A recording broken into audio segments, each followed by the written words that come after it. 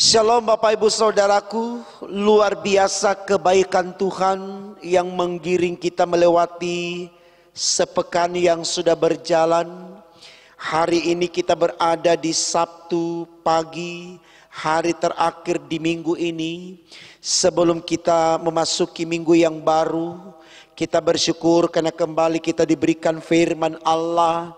Mari saudaraku, kita bawa kesediaan kita untuk menerima firman-Nya di Sabtu pagi hari ini. Mari kita awali dengan doa, kita berdoa. Tuhan Yesus, kami bersyukur karena kami boleh ada di dalam kuasa kasih sayang dan berkat-Mu. Kami boleh ada dalam penyembahan kami di pagi ini. Ini anugerah besar dari Tuhan untuk kami. Kami mohon Tuhan, kami yang menyembah Engkau di pagi ini benar-benar dibuat mengerti akan kebenaran firman-Mu. Agar ketika kami melangkah kehidupan kami hari ini, besok dan seterusnya, kami hidup seperti yang Engkau firmankan. Dan hidup kami mempermuliakan nama-Mu dan kami diberkati di dalamnya. Berfirmanlah untuk kami ya Allah di sorga, karena kami sedia mendengarkannya. Haleluya, amin. Saudaraku, bacaan Alkitab kita terambil dari kitab Amsal 24 ayat 1 sampai 7. Demikian firman Tuhan. Jangan iri kepada orang jahat, jangan ingin bergaul dengan mereka, karena hati mereka memikirkan penindasan dan bibir mereka membicarakan bencana. Dengan hikmat rumah didirikan, dengan kepandaian itu ditegakkan. Ada dengan pengertian kamar-kamar diisi, dengan bermacam-macam harta benda yang berharga dan menarik. Orang yang bijak lebih berwibawa daripada orang kuat, orang yang berpengetahuan daripada orang yang tegap kuat. Karena hanya dengan perencanaan engkau dapat berperang, dan kemenangan tergantung pada penasihat yang banyak. Hikmat terlalu tinggi bagi orang bodoh, ia tidak membuka mulutnya di pintu gerbang. Saudaraku, tema khotbah kita di Sabtu pagi ini dalam Sabda Bina Umat ditulis demikian: tidak perlu iri. Ya, saudaraku, kalau kita bicara iri yang identik dengan dengki, cemburu dan seterusnya, tentu kita harus katakan kalau kita pernah ada di situasi itu.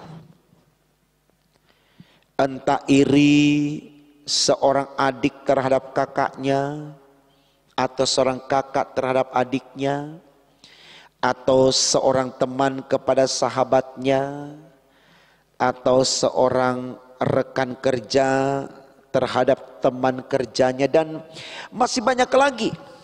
Suami iri dengan istrinya, ada juga yang seperti itu. Ada juga seorang istri iri dengan suaminya. Ini sesuatu yang bisa kita katakan pernah ada di dalam kehidupan kita.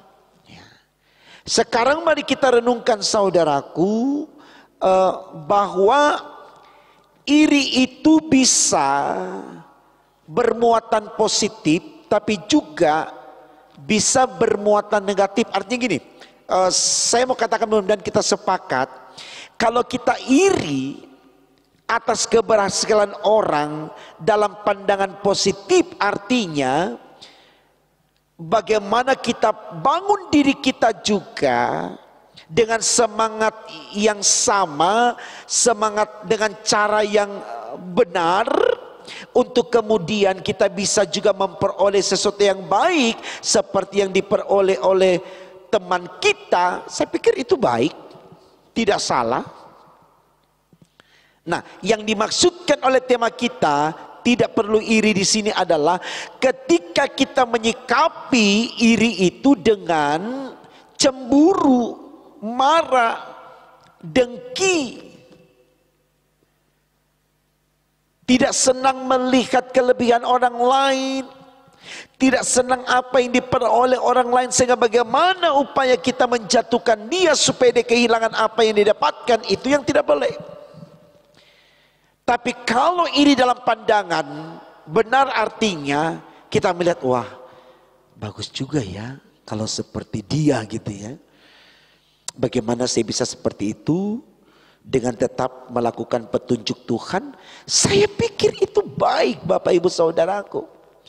Bagaimana kita memotivasi diri kita dengan belajar atau meneladani keberhasilan orang lain, kita dengan berkata kalau dia bisa masa saya tidak bisa. Dengan mengikuti aturan-aturan yang ada, saya pikir itu baik. Nah ini saudaraku yang mari kita bertanya dengan diri kita. Kita selalu ada pada situasi iri yang negatif atau iri yang positif gitu loh. Supaya kita tahu bagaimana kita membangun diri kita. Kalau kita ada pada suasana iri negatif, kita menjadi orang jahat. Itu yang dikatakan bacaan kita begini. Jangan iri kepada orang jahat. Jangan ingin bergaul dengan mereka, karena hati mereka memikirkan penindasan dan bibir mereka membicarakan bencana. Artinya kalau kita melihat orang dengan iri lewat hati yang jahat, maka kita akan menjadi jahat. Tapi kalau kemudian kita melihat orang dalam keberhasilannya dengan semangat bagaimana kita memacu diri kita supaya kita bisa mendapatkan paling tidak terlalu jauh dari dia, itu semangat yang luar biasa. Karena memang dalam hidup ini saudaraku, kita harus akui harus ada sosok yang kita teladani, kita contohi untuk memacu diri kita. Biasa kan orang tua bilang gini, coba ya nak kamu seperti anaknya bapak itu ya, dia begitu pintar, dia rajin ke gereja. Jangan kita marah menerimanya. Loh Pak, jangan banding-bandingkan saya dengan dia dan seterusnya. Padahal maksud orang tua bagaimana supaya anaknya ini juga lewat apa yang dia katakan melihat anak orang lain rajin ke gereja, rajin berdoa, supaya dia juga, oh iya ya Pak ya, enak ya, bagus ya Pak ya kalau kita rajin gereja, rajin berdoa gitu loh. Tidak usah disikapi dengan marah. Lalu kemudian bagaimana kita berusaha untuk menjatuhkan orang itu supaya tidak selalu dibanding-bandingkan dengan kita. Tidak, biarkan dia dengan perkembangan yang ada padanya, itu berkatnya dia, itu memang karunia Tuhan berikan kepada dia. Tapi bukan berarti kita tidak punya juga. Hanya kadangkala kita tidak menghargai apa yang ada pada kita, sehingga sulit bagi kita untuk memberdayakan apa yang kita punya. Kita hanya menjadi penonton, dan ketika orang berhasil kita marah. Betul. Nah ini saudaraku yang dikasihi Tuhan, ya, supaya kita tahu bagaimana kita memacu diri kita supaya kita juga bisa berhasil. Karena kita meneladani orang lain, melihat kelebihan orang lain, bukan dalam konteks iri yang marah, cemburu dan seterusnya, tetapi dalam konteks diri memacu diri karena meneladani mereka supaya hasilnya baik untuk kita. Mari kita lihat diri kita, apa yang kurang dari kita. Kita belajar dari apa yang lebih pada orang lain. Tentu kelebihan orang yang positif, yang baik. Jangan kita lihat kelebihan orang dalam konteks yang salah juga. Wih, bagus banget ya, karena dia mencuri, dia dapat uang banyak, mencuri juga deh gitu lah. Tidak begitu, gitu. Tidak. Bukan itu yang kita teladani.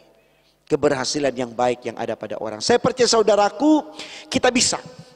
Karena Tuhan kita luar biasa. Mari belajar, bangun diri dalam konsentrasi penuh, terus mengandalkan Tuhan. Saya percaya apa yang kita pikirkan, walaupun kita harus belajar dari orang lain, itu membawa kita kepada kemenangan, pada kebaikan. Karena orang yang berpihak kepada Tuhan, pasti Tuhan juga akan berpihak kepadanya. Selamat membuktikan saudaraku, Dalam Tuhan tidak ada yang mustahil, pasti kita bisa. Karena Tuhan kita luar biasa. Tuhan memberkati firman-Nya. Amin. Mari kita berdoa. Tuhan Yesus, terima kasih. Kami sudah boleh menerima firman-Mu yang memberikan semangat kepada kami. Bagaimana kami bisa melihat konteks kehidupan kami yang majemuk dengan belajar dari kelebihan-kelebihan orang lain untuk kemudian kami teladani tentu kelebihan yang baik, bukan kelebihan yang buruk yang ada pada orang lain. Sehingga kami tidak boleh iri kepada mereka, tapi kami belajar bagaimana kami membangun diri kami untuk kami juga bisa mendapatkan apa yang mereka dapatkan dari hal-hal yang baik yang mereka lakukan. Sehingga dari semua yang baik yang kami lakukan menjadi berkat bagi kami dan mendatangkan kemuliaan bagi nama Tuhan. Itulah yang kami inginkan hari ini, besok dan seterusnya. Tolong kami Tuhan, agar kami tidak ada dalam persaingan yang jahat, tapi kami tetap bersaing dalam saling meneladani satu dengan yang lain, sesuai dengan talenta Tuhan berikan kepada kami, demi untuk kemuliaan nama-Mu. Kami siap memasuki hari Minggu untuk beribadah dalam persekutuan ibadah minggu dalam perkenanan Tuhan, karena kami tahu dalam Tuhan tidak ada yang sia-sia. Ampunkan salah dosa kami, sehatkan kami, kuatkan fisik kami, teguhkan iman kami, mantapkan langkah kami. Dalam nama Tuhan Yesus kami sudah berdoa dan mengucap syukur kepada Bapa di sorga. Haleluya. Amin.